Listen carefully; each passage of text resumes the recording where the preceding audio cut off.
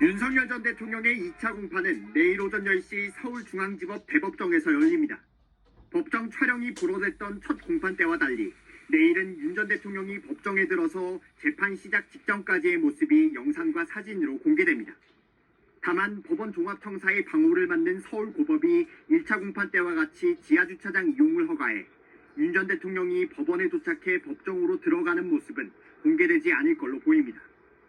이번 재판에선 조성현 육군 수방사 제1경비단장과 김영기 특전사 1특전 대대장에 대한 윤 전 대통령 측의 반대 신문이 이어집니다.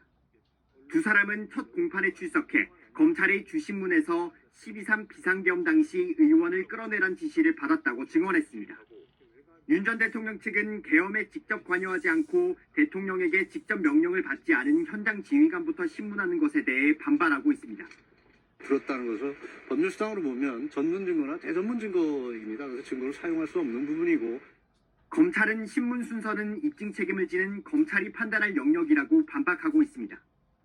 또 공수처나 군검찰 등 수사기관별 수사 경위와 피고인들 간 공무관계도 특정이 더 필요하다는 게 윤 전 대통령 측 주장인데 검찰은 문제가 없다고 판단해 공방이 이어질 걸로 보입니다.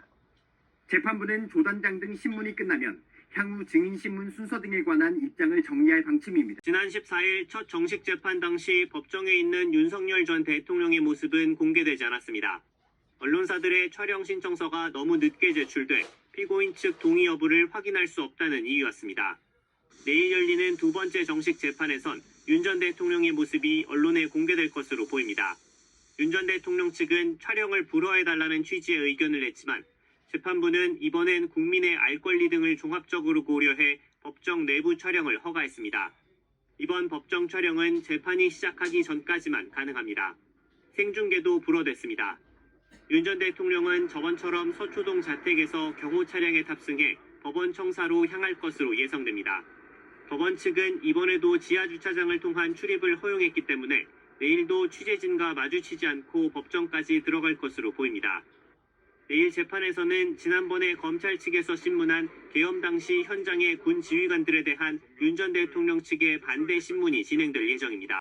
지난 재판에서 93분간 직접 변론을 주도했던 윤 전 대통령은 이번에도 적극적인 반박에 나설 것으로 보입니다.